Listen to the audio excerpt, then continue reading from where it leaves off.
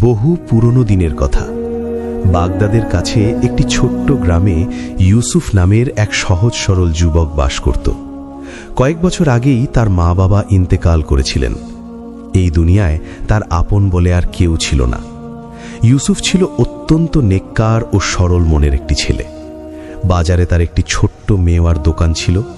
আয় রোজগার মোটামুটি হতো, যা দিয়ে সে তার দিন গুজরান করত। রাতে যখন ক্লান্ত পরিশ্রান্ত হয়ে ঘরে ফিরত, তখন ঘরটা শূন্য শূন্য লাগত। ইউসুফ নিজেই দুটো রুটি ভেজে নিত। কখনো বেশি ক্লান্ত থাকলে এমনি শুয়ে পড়ত। কোনো আত্মীয় স্বজন থাকলে হয়তো তার বিয়ের কথা ভাবত, কিন্তু এই দুনিয়ায় ইউসুফের কেউই ছিল না।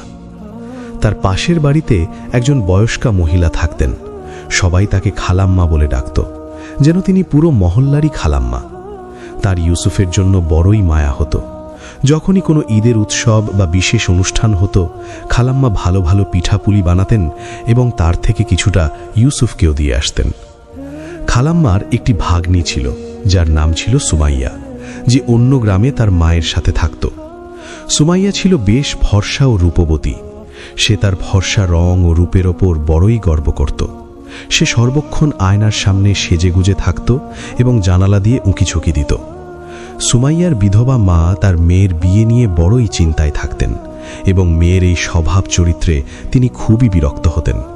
কিন্তু কি করবেন, তার কাছে তো সম্পদ নেই, আর যৌতুক ছাড়া গরিবের মেয়েকে বিয়ে করবেই বা কে?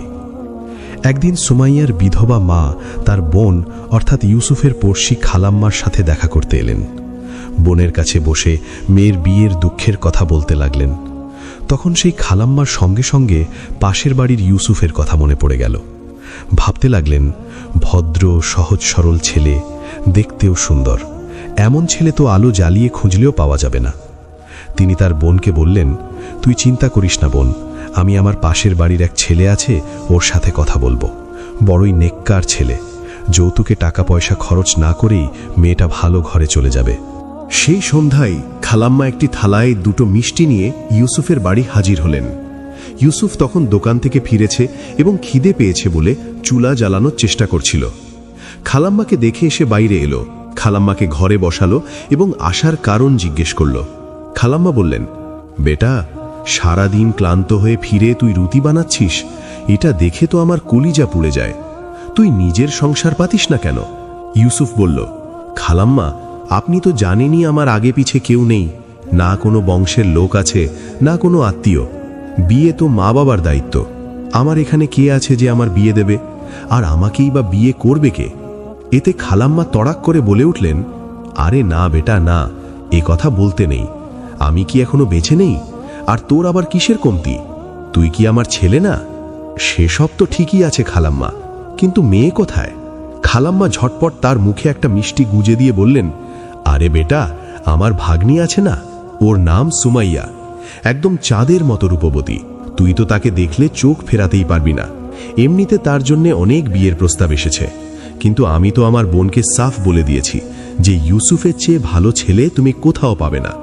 আর আমার সুমাইয়া ওর বড়ই নেককার মেয়ে, তোর সংসার আবাদ হয়ে যাবে। ইউসুফের নিজের বিয়ের কথা শুনতে বড়ই লজ্জা লাগছিল। সে আস্তে করে বলল, খালাম্মা, আপনি তো আমার মায়ের জায়গায়, আপনি যেটা সঠিক মনে করেন সেটাই করুন। খালাম্মা আনন্দে দ্বিতীয় মিষ্টিটা নিজের মুখেই রেখে ইউসুফকে দোয়া দিতে দিতে সেখান থেকে চলে গেলেন। খালাম্মা ঘরে ফিরে তার বোনকে বললেন, নাও বোন, তোমার কাজ হয়ে গেছে। এত সহজ সরল আর সুন্দর ছেলে তুমি 7 জন্মেও খুঁজলে পাবে না। তোমার মেয়ে রাজার হালে থাকবে, আর ইউসুফের একটা ভালো দোকান আছে, ভালোই উপার্জন করে। সুমাইয়ার মা বলতে লাগলেন, কিন্তু বোন, আমার কাছে তো একটি ফুটো কড়িও নেই যে আমার জামাইকে 2 জোড়া কাপড়ও বানিয়ে দিতে পারবো এবং বরযাত্রীদের খাওয়াতে পারবো। খালাম্মা বললেন, সেটার তুমি চিন্তা করো না, আমি সব সামলে নেব। পরের দিন সন্ধ্যায় খালাম্মা মিষ্টি নিয়ে আবার ইউসুফের বাড়ি গেলেন এবং সম্বন্ধ পাকা হওয়ায় তাকে অভিনন্দন দিতে লাগলেন। ইউসুফ বেশ খুশি হয়ে বলল, খালাম্মা, এখন যা করার আপনাকেই করতে হবে। খালাম্মা বললেন, আরে ইউসুফ, তুই চিন্তা করিস না, আমি সব কিছু সামলে নেব। হ্যাঁ রে, তোর কাছে কিছু নগদ অর্থ থাকলে সেটা আমাকে দে তো। ইউসুফ আনন্দে আর স্থির থাকতে পারছিল না। সে তাড়াতাড়ি ঘরে গেল এবং যা কিছু জমানো পুঁজি ছিল সব থলিতে ভরে নিয়ে এসে সেই থলি খালাম্মার হাতে তুলে দিল। খালাম্মার মনের আশা যেন পূরণ হয়ে গেল। তিনি থলি নিয়ে নিজের বাড়ি চলে গেলেন। কিছুটা দেরহাম তার থেকে নিজের কাছে রেখে বাকি থলি তার বোনকে দিয়ে দিলেন। বললেন, নাও, দেরহামের ব্যবস্থা হয়ে গেছে, এখন বুঝে শুনে খরচ করো। পরের মাসে ইউসুফের বিয়ে ঠিক হয়ে গেল। বিয়ের দিন এলে ইউসুফ অল্প কিছু বরযাত্রী নিয়ে শ্বশুরবাড়ি পৌঁছাল। ইউসুফের বেশি বন্ধুবান্ধব বা পরিচিত কেউ ছিল না। তার একমাত্র বন্ধু ছিল কামাল। কামাল আর আশেপাশের কিছু দোকানদার তার বরযাত্রায় এসেছিল। ইউসুফ চাঁদের মতো ফর্সা দুলহানকে দেখে আনন্দে আটখানা হয়ে গেল। পরের দিন সে 4-5 জনকে বাড়িতে দাওয়াত করল। কামালও তার বাড়িতে দাওয়াত খেতে এসেছিল। সে বলল, আমি তো ভাবিজানের মুখ দেখানি দেব, একমাত্র দেবরটাই তো আমি, দেবরের সাথে আবার কিসের লজ্জা। ইউসুফ বেচারা সহজ সরল মানুষ, বন্ধুত্বের খাতিরে সে রাজি হয়ে গেল। কামাল ভাবির মুখ দেখল এবং তার রূপে মুগ্ধ হয়ে গেল। সে ভাবিকে মুখ দেখানিতে সোনার পালিশ দেওয়া রূপোর দুল দিল। এটা দেখে সুমাইয়া বেজায় খুশি হয়ে গেল। এত দামি মুখ দেখানি তো তাকে কেউ দেয়নি। আসলে ইউসুফের বন্ধু কামাল তার নামের একদম উল্টো ছিল। সে ছিল 1 নম্বরের বদমাশ। ধনী পরিবারের ছেলে, বাবার নিজের ব্যবসা ছিল, পয়সার কোনো অভাব ছিল না। সামান্য কিছুক্ষণ কারবারে বসত আর সারা দিন আড্ডাবাজি করত। ইউসুফ আর কামাল একসাথে মাদ্রাসায় পড়ত। সেখান থেকেই বন্ধুত্ব হয়েছিল, যদিও দুজনের মধ্যে আসমান জমিন ফারাক ছিল। ইউসুফ তার ভালো স্বভাবের কারণে সবাইকে নিজের মতো মনে করত এবং সবাইকে বিশ্বাসও করে ফেলত। কিছুদিন কেটে গেল। ইউসুফের বউ সুমাইয়া ইউসুফের সরলতায় বিরক্ত হয়ে উঠেছিল। সে চাইতো সারা দিন সেজেগুজে বসে থাকবে আর ইউসুফ তার রূপের প্রশংসা করতে থাকবে। ইউসুফ তাকে ভালোবাসত অনেক, কিন্তু এইসব ঢং তার আসত না, আর সময়ও ছিল না। বউয়ের এসব আবদার মেটাতে গেলে দোকান চলবে কি করে? তবুও সে প্রতি 2-3 দিন পরপর তার বউয়ের জন্য উপহার নিয়ে আসত, কখনো চুড়ি, কখনো সস্তা দুল। কিন্তু সুমাইয়ার এগুলো পছন্দ হতো না। সুমাইয়ার দুঃখ ছিল যে তার কাছে একটিও সোনার গহনা নেই, কামালের দেওয়া সেই দুলটা ছাড়া। সে সর্বক্ষণ ইউসুফকে খোঁটা দিতে থাকত। ইউসুফ ঘরে ফিরলে রান্না করা থাকত না। তার বউ বলতো কাঠ ভেজা ছিল, কখনো বলতো মাথা ব্যথা। ইউসুফ বেচারা কখনো নিজে চুলা ধরাতো, কখনো বাজার থেকে রান্না করা খাবার কিনে আনত। তার কম আয়ের এতটা কষ্ট এর আগে কখনো হয়নি যতটা এখন হচ্ছিল। তার এই দুঃখও ছিল যে সে তার বউকে খুশি রাখতে পারছে না। অন্যদিকে সে দোকানে চলে গেলে তার বন্ধু কামাল মিষ্টি আর দামি উপহার নিয়ে তার বাড়িতে এসে হাজির হতো। ধীরে ধীরে বোকা সুমাইয়া কামালের ফাঁদে পড়তে থাকল। কামাল তাকে ভুলিয়ে ভালিয়ে বলতো, তোমার মতো সুন্দরী মেয়ের তো শাহজাদির মতো থাকার কথা, তুমি কোথায় এই ফকির ইউসুফের চক্করে পড়ে গেলে? সুমাইয়ারও এখন মনে হতে শুরু করল যে তার সাথে অন্যায় হয়েছে। তাকে ইউসুফের মতো গরিব লোকের সাথে বিয়ে দেওয়া হয়েছে। তার তো কামালের মতো কোনো টাকাওয়ালার বউ হওয়ার কথা ছিল, যে তার জন্য দামি উপহার নিয়ে আসত এবং সর্বক্ষণ তার রূপের প্রশংসা করত। শেষ পর্যন্ত কামাল একদিন তাকে বুঝালো, তুমি তোমার স্বামীকে ব্যবসা করতে দামেশকে পাঠিয়ে দাও, তারপর আমরা স্বাধীনভাবে মেলমেশা করতে পারবো। আমি তোমাকে সোনার গহনা বানিয়ে দেব। সুমাইয়া তার ফুসলানিতে রাজি হয়ে গেল। সে ইউসুফের মাথা খাওয়া শুরু করলো। এই ছোট্ট মেওয়ার দোকান থেকে তুমি কখনো বেশি উপার্জন করতে পারবে না, আর এভাবে আমরা আরামায়েশের জীবন কাটাতে পারবো না যতক্ষণ না তুমি দামেশকে গিয়ে উপার্জন করো। আর তোমার এত সামর্থ্যও নেই যে একটা কাজের মেয়ে রাখতে পারবে। সারা দিন কাজ করতে করতে ক্লান্ত হয়ে যাই, সারা দিন চুলাই ধরাই। এত কাজ তো আমি আম্মার বাড়িতেও করিনি। প্রতিদিনকার অভিযোগে বিরক্ত হয়ে ইউসুফ দামেশকে গিয়ে উপার্জন করার সিদ্ধান্ত নিয়ে নিল। সে কামালকে তার ভালো বন্ধু মনে করত, তাই এ বিষয়ে তার সাথে পরামর্শ করল। কামালও তার কথায় হ্যাঁ মিলিয়ে দিল এবং বলল, হ্যাঁ ভাই, তোমার উপার্জন করতে দামেশকে যাওয়া উচিত। আর কতদিন এই ছোট্ট দোকান থেকে চালাবে? এখন ইউসুফের কাছে সুমাইয়ার কথা পুরোপুরি সঠিক মনে হলো। ইউসুফ তার দোকান 1 বছরের জন্য পাশের দোকানদারকে দিয়ে দিল। সেখান থেকে যা পয়সা পেল তা দিয়ে ব্যবসা করার জন্য কিছু মাল কিনে সফরের জন্য প্রস্তুত হয়ে গেল। তার বউ মিথ্যে কান্না কাঁদতে কাঁদতে বলল, তুমি ফিরে এলে আমাদের ভালো দিন চলে আসবে। আমার খুব কষ্ট হচ্ছে, কিন্তু আমাদের দুজনের ভালো ভবিষ্যতের জন্য আমি তোমাকে ছেড়ে থাকতেও পারবো। ভারী মন নিয়ে ইউসুফ সফরে রওনা হয়ে গেল।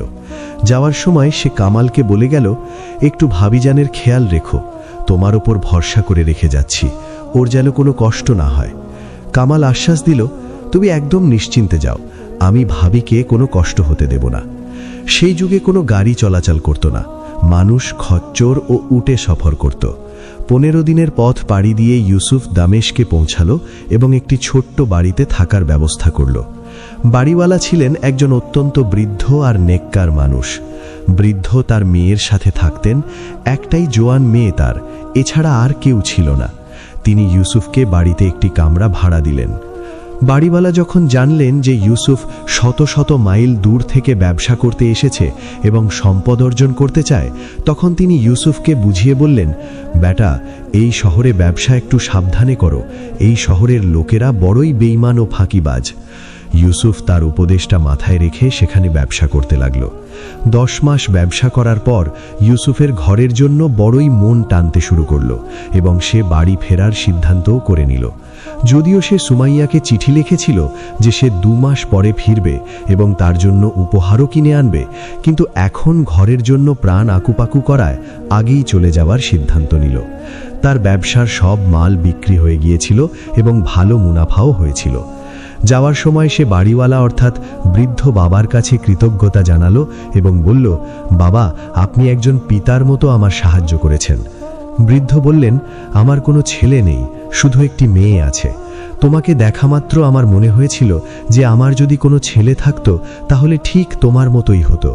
যদি জীবন থাকে তাহলে তোমার সাথে দেখা করতে আসবই। বেটা, তুমি এত নেককার আর সহজ সরল, মন চায় তোমার সাথে কখনো কিছু মন্দ না হোক। তুমি একজন ব্যবসায়ী, তাই প্রায়ই তোমাকে সফরে আসতে হবে, তাই আমার 3টে কথা সব সময় মনে রেখো।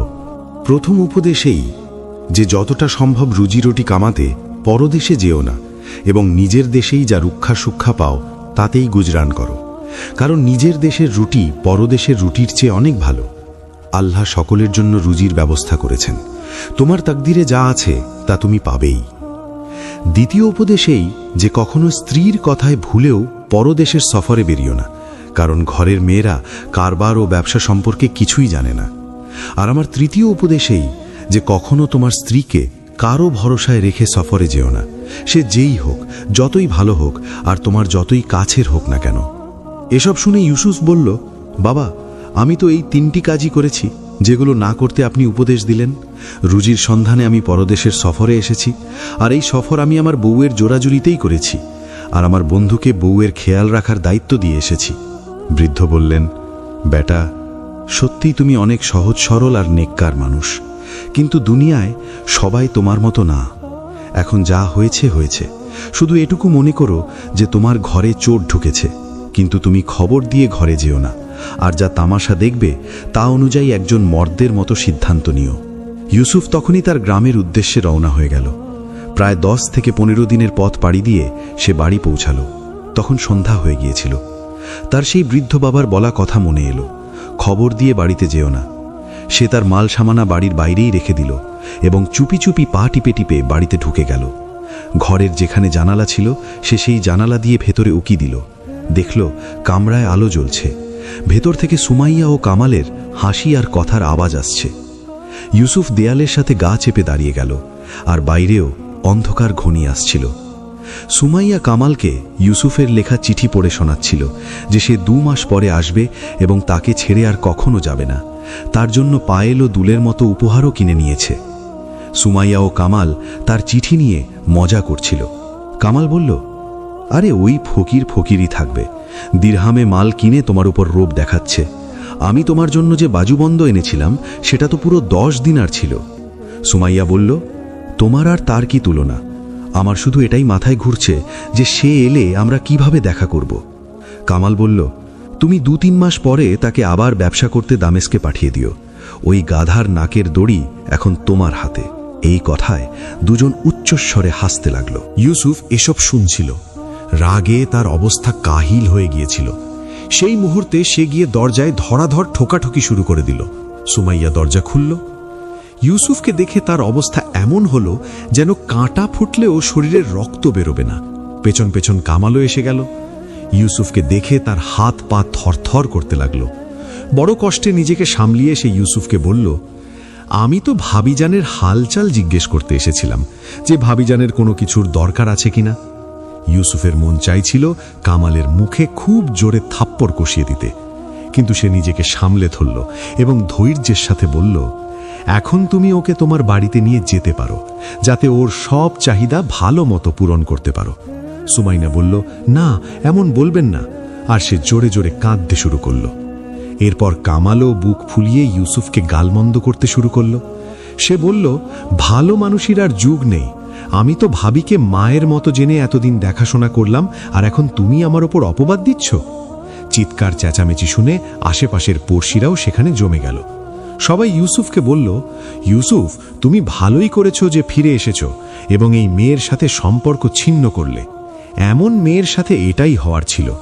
আমরা তো এতদিন ধরে এই দুজনের বেহায়াকণা দেখছিলাম, কিন্তু শুধু তোমার জন্যই চুপ ছিলাম। এটা ভদ্রলোকের মহল্লা, আমাদের ঘরেও বউ মেয়ে আছে। লোকজনের কথা শুনে কামাল ও সুমাইয়ার মুখ থেকে একটিও কথা বেরোল না। এই খবর কামালের মা বাবার কাছে পৌঁছালো, তখন তারাও তাদের ছেলের কাণ্ডে বড়ই লজ্জিত হলেন। ইউসুফ কামালের মাকে বলল, আপনি আপনার ছেলের বিয়ে সুমাইয়ার সাথে করিয়ে দিন, কারণ আমি চাই না সুমাইয়া বেঘর হয়ে যাক। আর এতে ভুলটাই বা কি? ওরা দুজন একে অপরকে ভালোবাসে এবং একসাথে সুখেই থাকবে। কামালের মা বললেন, বেটা, তোমার মন সত্যি অনেক বড়। আমি আমার ছেলের এই নীচ কাজে বড় কষ্ট পেয়েছি, কিন্তু কি করব? তুমি যেমন চাও আমি রাজি। কামালের মা সুমাইয়াকে নিয়ে নিজের বাড়ি চলে গেলেন, যাতে সঠিক সময়ে দুজনের বিয়ে দেওয়া যায়। এই হইচইয়ের মধ্যে মধ্যরাত পেরিয়ে গেল। ইউসুফ দীর্ঘ সফর থেকে এসে ক্লান্ত ছিল। এসব দেখে সে একদম ভেঙে পড়েছিল। দুদিন ধরে সে বাড়ির বাইরেই বেরোল না। দামেস্কের বৃদ্ধ বাবার কথা আর তার উপদেশ তার মনে পড়ছিল। কোনো মতে 15 দিন পার করল, কিন্তু কোনো কাজেই তার মন বসছিল না। ভাবনা চিন্তা করে সে আবার সফরে বেরিয়ে পড়ল। কয়েকদিনের সফরের পর সে বৃদ্ধ বাবার বাড়িতে পৌঁছালো। ইউসুফ সব কাহিনী বৃদ্ধ বাবাকে বলল। বৃদ্ধ বাবা তাকে বুকে জড়িয়ে ধরলেন এবং সান্ত্বনা দিতে দিতে বললেন, বেটা, যা হয়েছে তা ভুলে যাও। সুমাইয়া তোমার মতো নেককার ছেলের যোগ্যই ছিল না। এটার জন্য তো আল্লাহর শুকরিয়া আদায় করো যে তিনি তোমাকে ওই রকম মেয়ের থেকে মুক্তি দিলেন। ইউসুফ বলল, বাবা, আপনার সাথে নিজের দুঃখ ভাগ করে নিয়ে মনটা একটু হালকা হয়ে গেল। বৃদ্ধ কিছুক্ষণ ভেবে বললেন, বেটা, আমার মেয়েকে তো তুমি চেনোই। আমি নিজের মুখে তার তারিফ করব না, তবে সে অনেক নেককার ও ঘরও আমি। তুমি তার সাথে সুখে থাকবে। তুমি যদি রাজি হও তাহলে আমি আমার মেয়ের বিয়ে তোমার সাথে দিতে পারি। ইউসুফ কিভাবে না করত? সে তো আগে থেকেই বৃদ্ধ বাবাকে অনেক সম্মান করত। সেই সম্বন্ধে রাজি হয়ে গেল। কয়েকদিন পর ভালো দিন দেখে দুজনের বিয়ে দেওয়া হলো। এরপর বৃদ্ধ বাবা বললেন, বেটা, এখন তুমি নিজের গ্রামে গিয়ে আশেপাশের শহরগুলোতে ব্যবসা করো এবং সুখে থাকো। ইউসুফ জেদ ধরল, বাবা, আপনিও আমাদের সঙ্গে চলুন। এখানে আপনার দেখাশোনা করার মতো কেউ নেই। আপনি আমাদের সাথে থাকলে আমাদের ঘরেরও বরকত হবে। বড়দের দোয়া যেন আল্লাহর রহমত। ইউসুফের জেদের সামনে বৃদ্ধ বাবা বাধ্য হলেন, আর আসলে তিনিও সেই শহরে আর থাকতে চাইতেন না। তিনি তার বাড়িটি বিক্রি করে দিলেন এবং ইউসুফের সাথে চলে এলেন। তারপর তিনজন মিলে আনন্দে দিন কাটাতে লাগল। বলা হয়ে থাকে যে যার মাথার ওপর বড়দের হাত থাকে সে অনেক দূর এগিয়ে যায়। ইউসুফের সাথেও তাই হলো। তার শ্বশুরের জ্ঞান বুদ্ধিপূর্ণ উপদেশে চলে ইউসুফ অনেক উন্নতি করল এবং অল্প দিনের মধ্যেই তার আশেপাশের এলাকার একজন বড় ব্যবসায়ী হয়ে উঠল। তো বন্ধুরা, এই গল্প থেকে আমরা যা শিখতে পাই তা হলো, যে ঘরে তুমি বিনা বাধায় যে কোনো সময়ে যেতে পারো, সেই ঘরের ওপর কখনো খারাপ নজর দিও না। সেটা সম্পদের লোভ হোক বা ভালোবাসার ছলনা। প্রিয় দর্শক বন্ধু, আপনি আমাদের ভিডিও কোন দেশ ও জেলা থেকে দেখছেন এবং এই গল্পটি আপনার কেমন লাগলো অবশ্যই কমেন্টে আপনার মতামত প্রকাশ করতে ভুলবেন না এবং আমাদের চ্যানেলটি সাবস্ক্রাইব করতে ভুলবেন না। আর পরের গল্প পর্যন্ত আমাদের সাথেই থাকুন। আল্লাহ হাফিজ।